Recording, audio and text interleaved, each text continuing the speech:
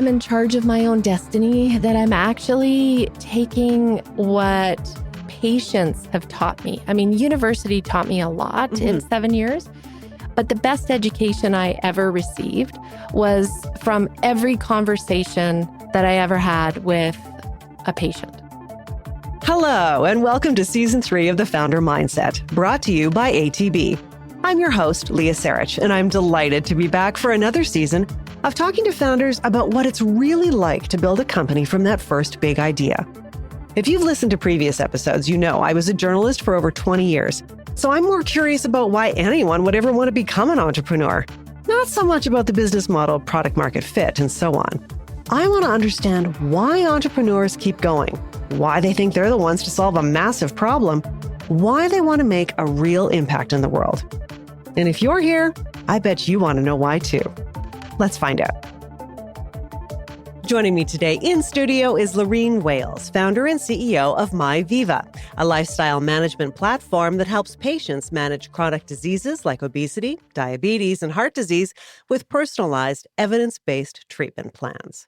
Loreen, thank you so much for being here. Well, it's my pleasure, Leah. I am so grateful that you made the drive from Edmonton to come and hang out with us in studio because it's just way more fun. Absolutely. And it was a beautiful beautiful sunrise, as I said to you earlier. Just gorgeous, gorgeous day. It's so pretty out there right now. It is. I love it. Well, as we do with every conversation in this room for this podcast, we go back in time. So I know you're a dietitian by trade, but I'm really curious about how you went from dietitian to entrepreneur.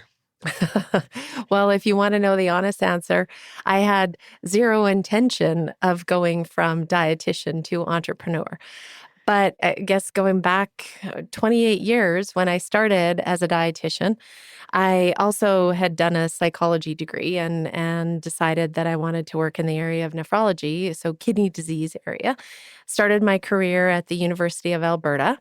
And in the course of the 10 years that I was there, I think from the onset, I believe it was the first week that I learned the stats on why over 70% of the population that had kidney disease had kidney disease. They had it not just naturally because they just only had kidney disease. They had it due to another comorbidity.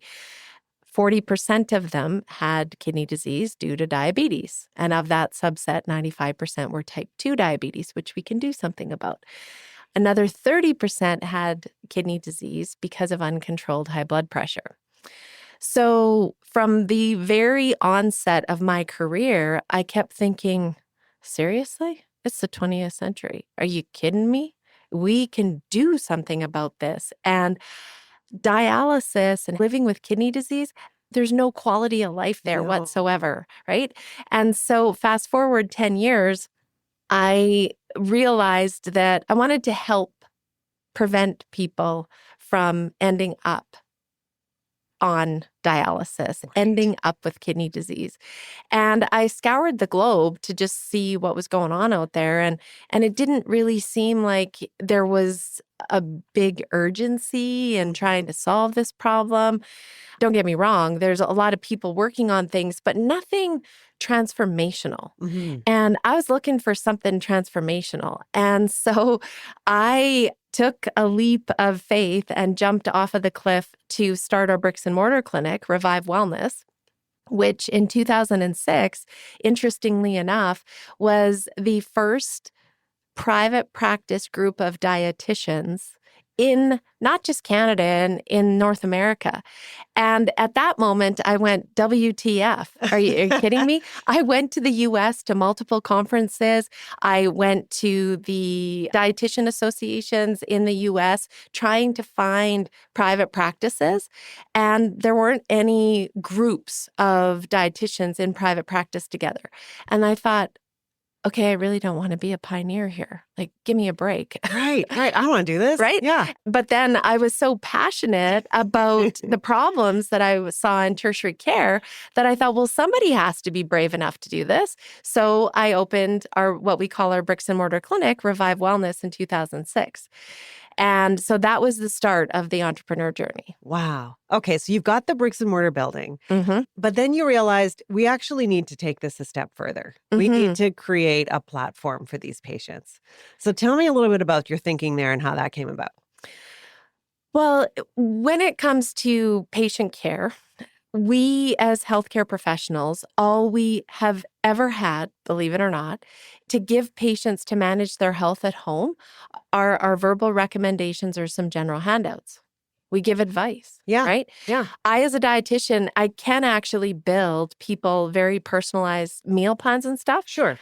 but no payer system wants to pay me to do it because it takes a long time to actually build it. Right. And when you compound that with multiple health conditions, it becomes even more complex.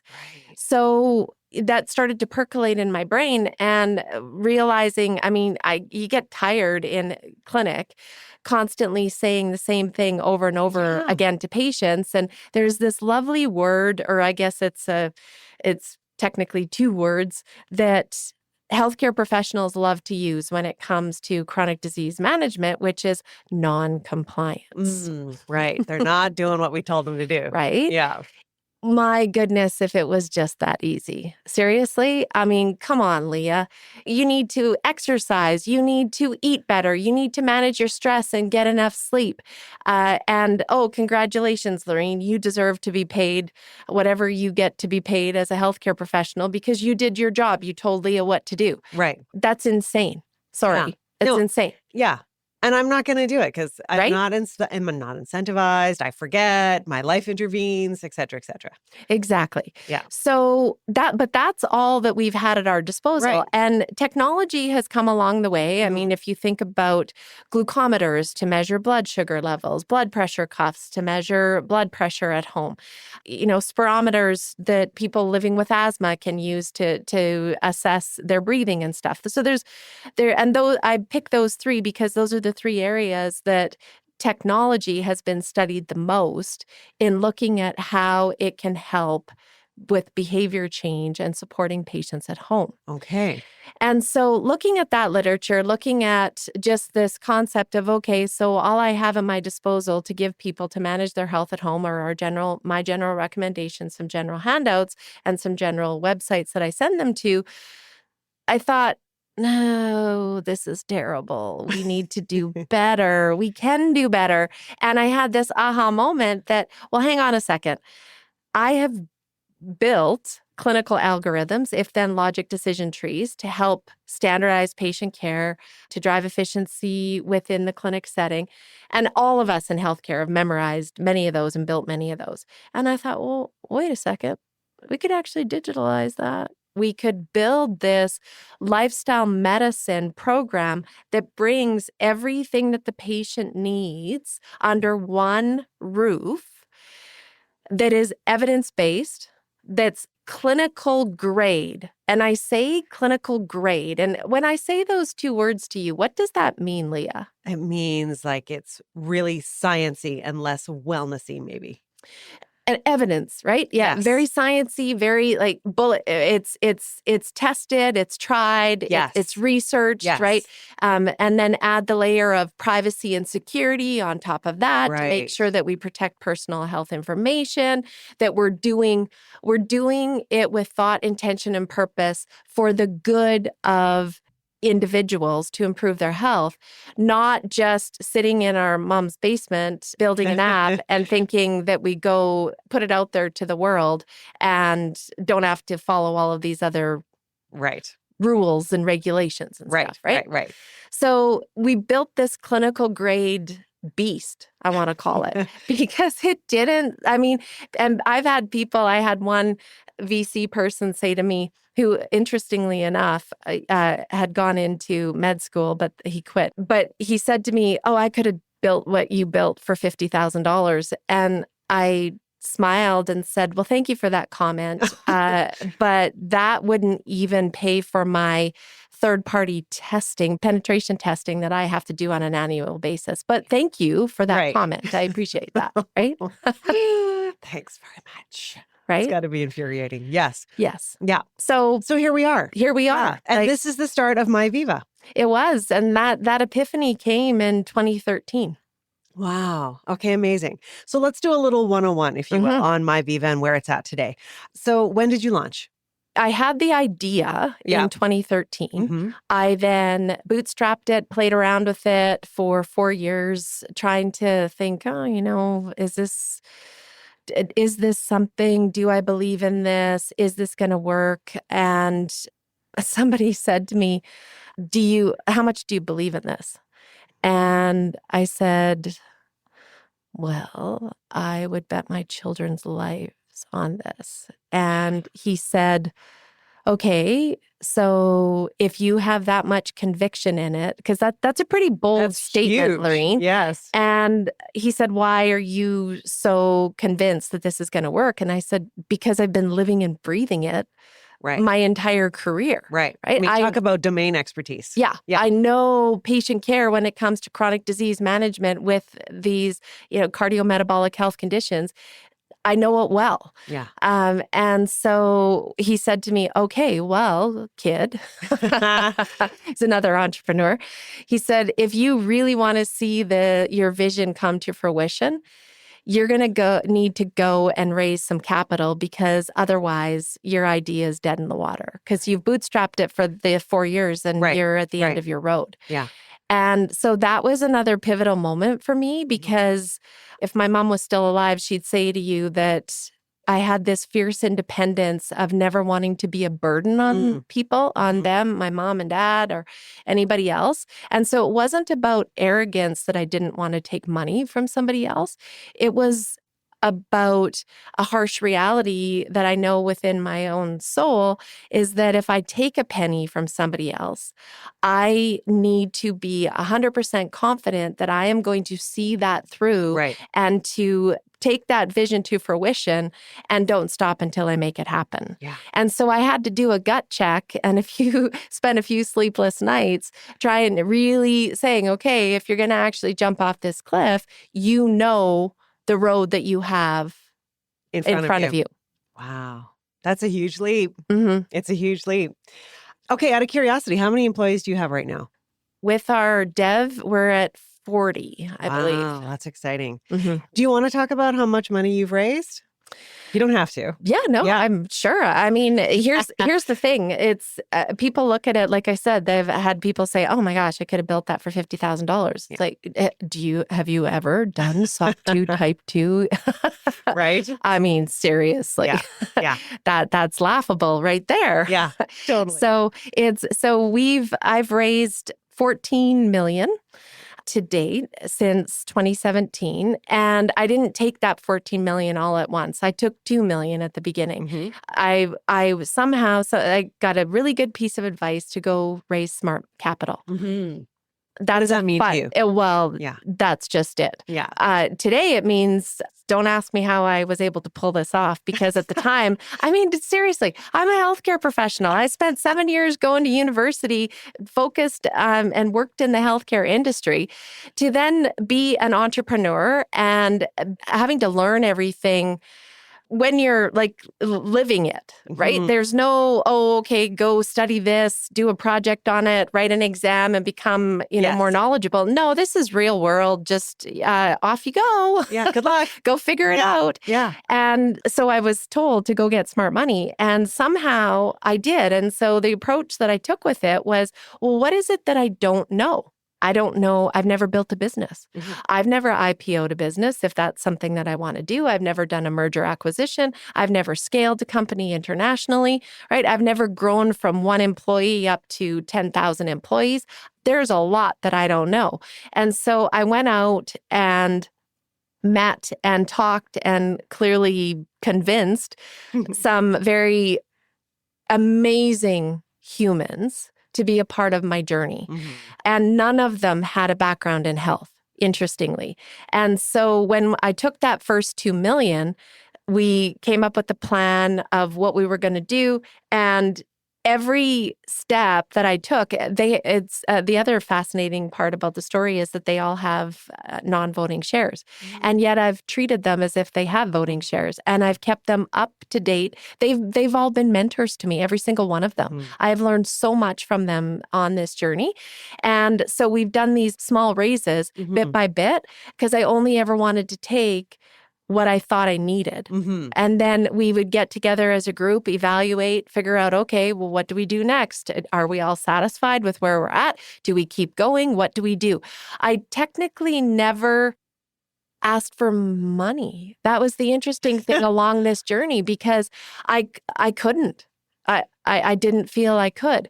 My job was to go and tell the story and to then do the evaluation and give them the facts of saying, okay, here's what I've done so far. What do we do next? Here's what I think we can do if we go forward. Is everybody in? Is like what you guys have to be the ones to decide. And so that's been the journey today. Wow. That's amazing. I love the relentlessness that you're describing, and yet very strategic and honest about what you know and what you don't know. And I mean, working for a VC, obviously, that's the kind of thing that I know that our capital team likes to hear, people that are realistic about what they know and what they don't know. It's great. And they communicate that effectively. But that's part of the reason why humble confidence is part of one of our 6 core values. And the other one is tenacity, because just sprinkle it on everything that we eat and drink. It's in the water. For sure it is with you. Absolutely. Okay. But we know when it comes to building these companies, there is always a moment when it's like, wow, this is a do or die moment. This is a real pivotal time. What are we going to do? I don't know if this is going to work. So I ask every founder that sits in this chair this question. Give some thought as to a moment for you when you had that do or die kind of moment, and what happened.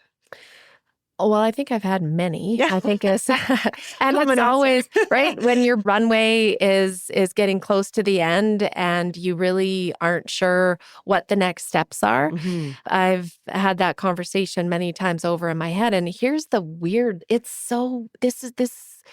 I say this out loud and I just in my brain think people really are going to think my cheese is off my cracker, because it's bizarre. Like as stressed as I have been in those moments, the belief has never wavered.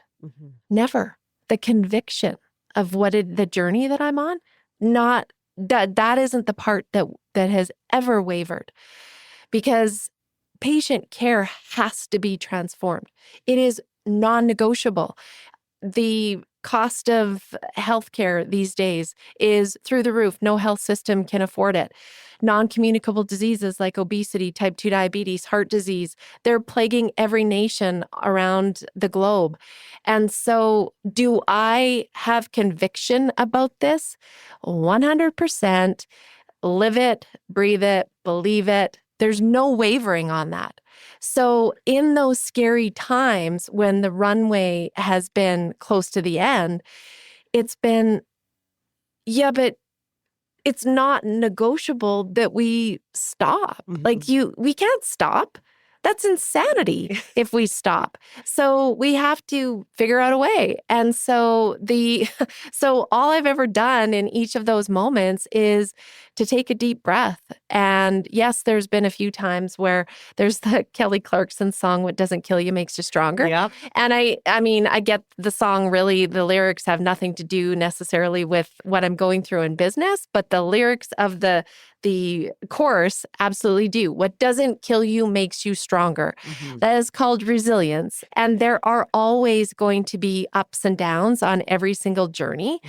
But I said out of my mouth to one of my first investors that I bet my children's lives on this. And I didn't say that flippantly.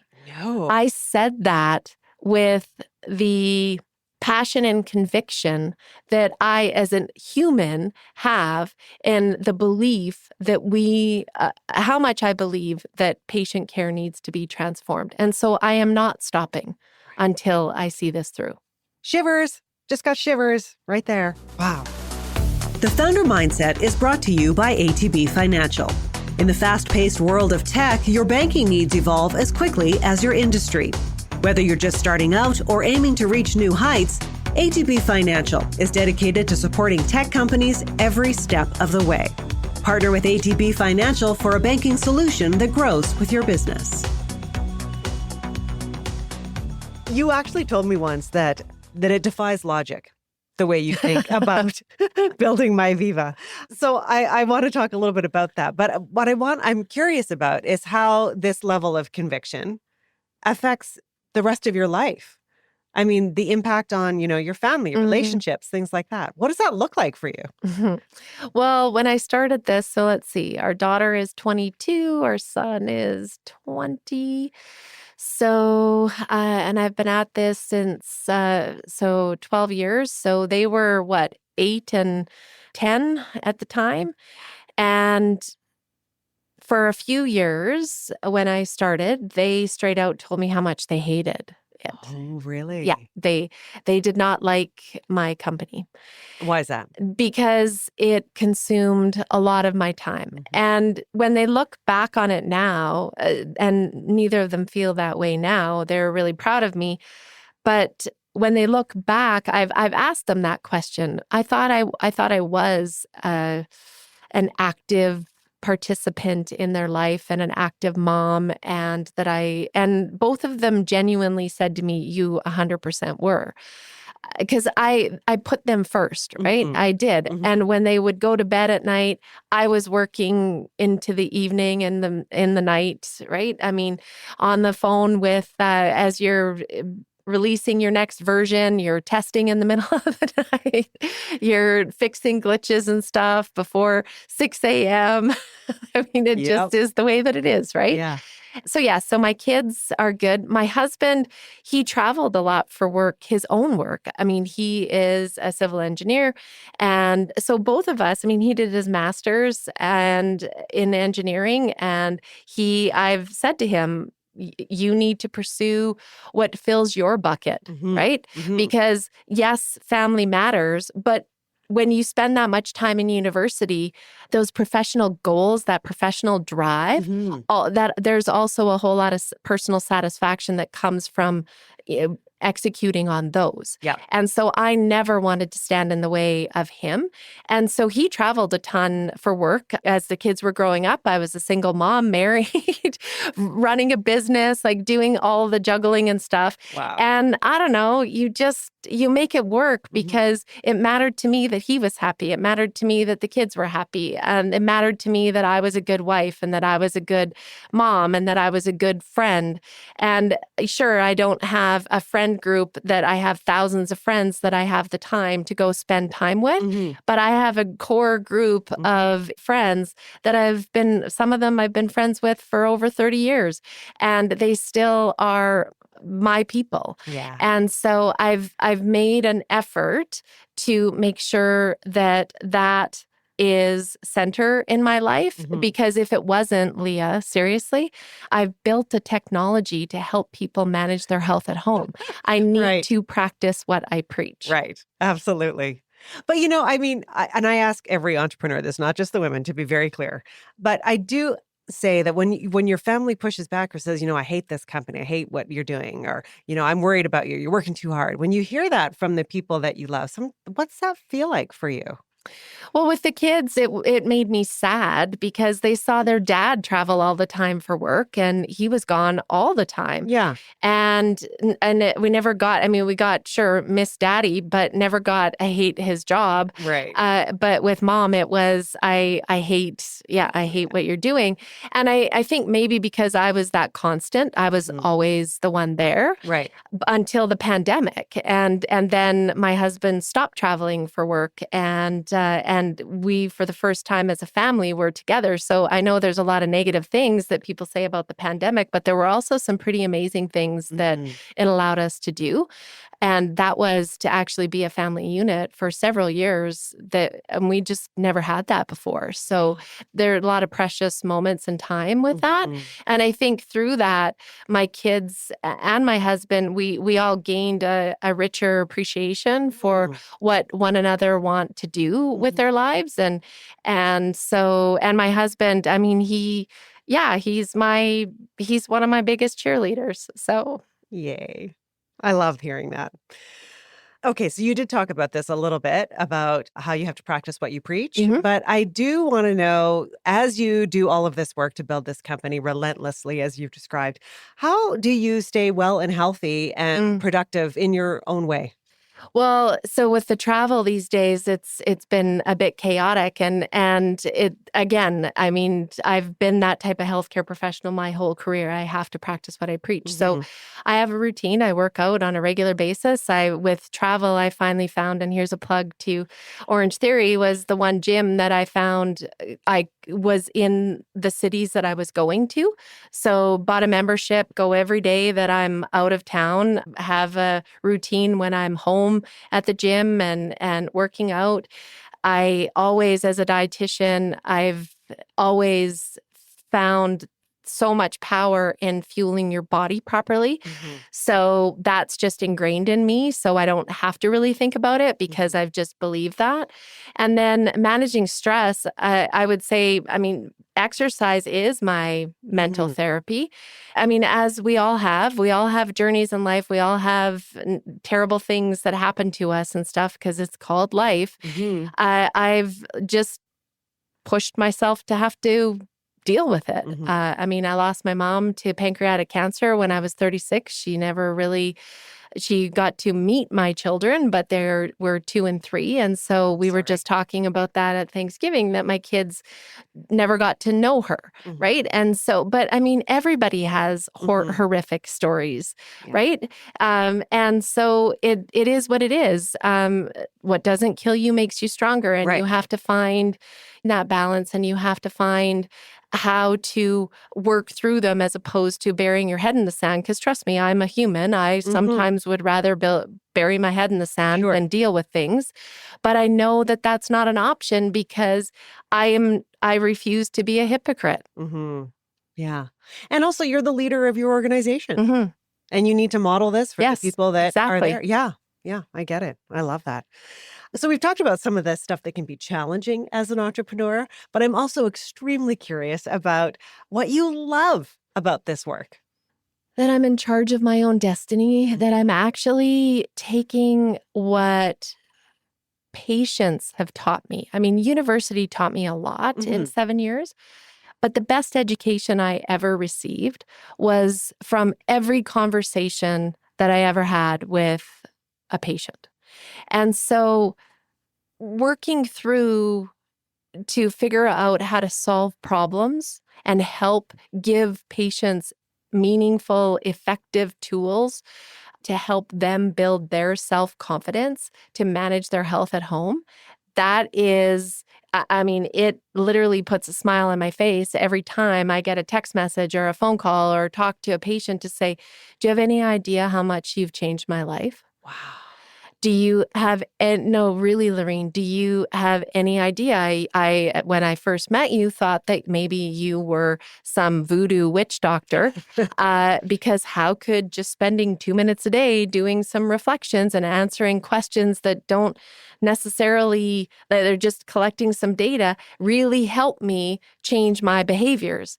And fast forward, oh my gosh, how impactful this is, and how, yeah, it's wow, Loreen. And so that's what excites me, is that we're affecting change at the individual level for patients, but then also for healthcare professionals Mhm. to reduce the cognitive load, to improve the efficiency and stuff. So those are the things that get me excited, because we're really genuinely transforming care.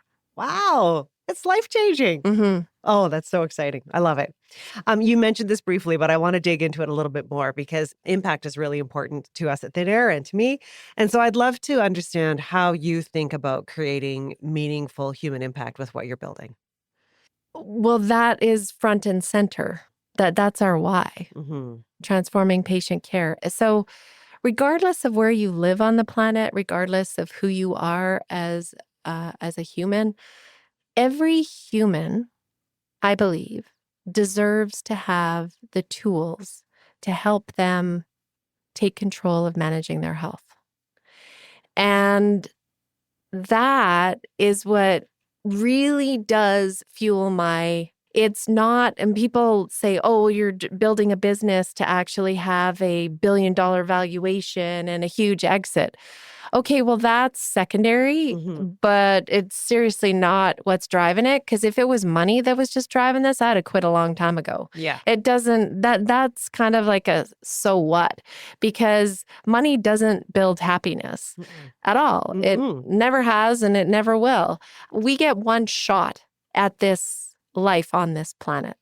And to me, I want to be able to give people the tools for them to be able to take control of their health and live their most optimal life that they can for themselves. That's the greatest gift in my mind that any of us should be able to receive. Wow. I love this. You're so fun to talk to. I'm just going to say that right now. So when you start thinking about My Viva and writing the story for your company, how do you want that story to go? Of course, you're asking me this when I got up at 3 a.m. today and was doing some work and stuff. So there's always when you get a few less hours of sleep that there might be a little bit of emotion on there. But I guess the story for me is thinking, and I think I said this to you before, that on my deathbed, people have often said, well, nobody's going to care what you did. It's the people that are standing looking down at your coffin to say, oh, I wish I had more time with mom.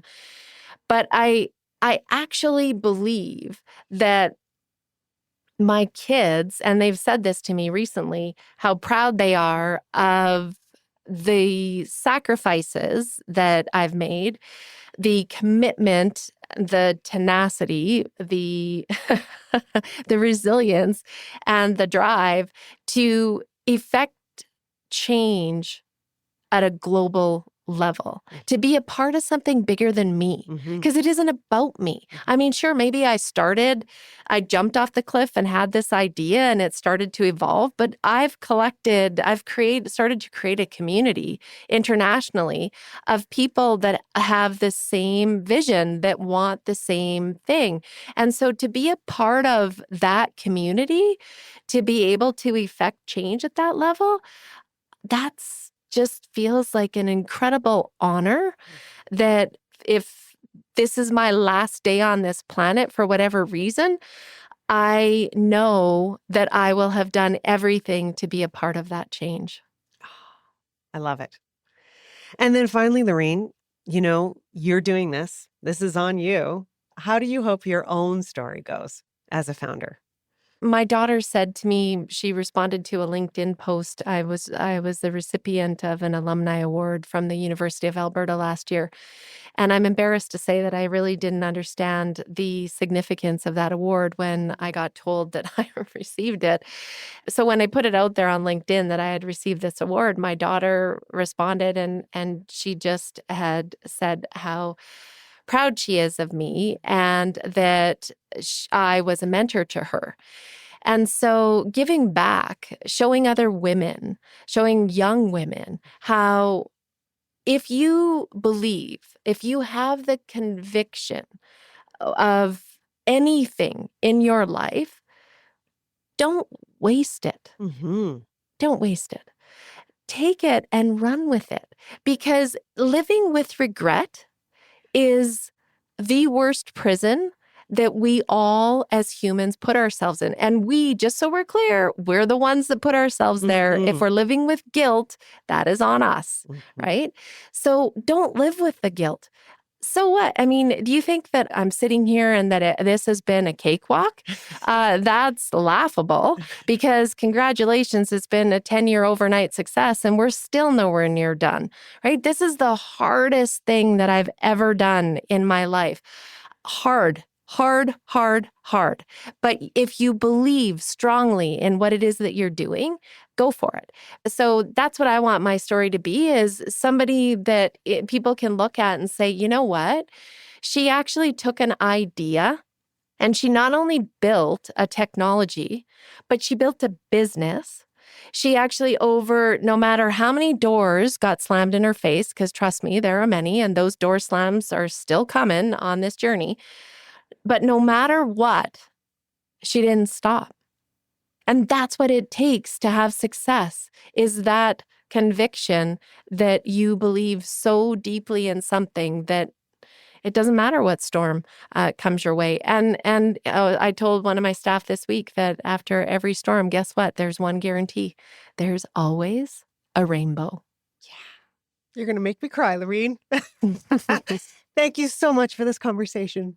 Oh, it's a pleasure. And it's funny, Leah, because you said to come and talk about my story. I mean, I don't think my story is anything special, right? Because it's the way I live and breathe my life. And I'm just an average person. One of my other staff this week said to me, "You're actually a CEO, but you are a CEO that if the bathroom floor needs to be washed, you're down there on the floor washing it. If the toilet needs to be scrubbed, you're the one scrubbing it. If the garbage needs to be taken out, you're the one doing it." And I said, well, of course, because I'm a part of the team. Yeah. I hated having to use the CEO title. I actually refused for a few years to use it. Really? I don't want to be. I'm part of a team. Right. I couldn't do this by myself. Mm-hmm. So I'm just little girl from Edmonton, Alberta, that is just very tenacious about wanting to effect change. But instead of just in Alberta, I want to do it globally. I love it. And I look forward to seeing what this looks like. Loreen, thank you so much. Oh, well, it's a pleasure. Thank you for having me, Leah.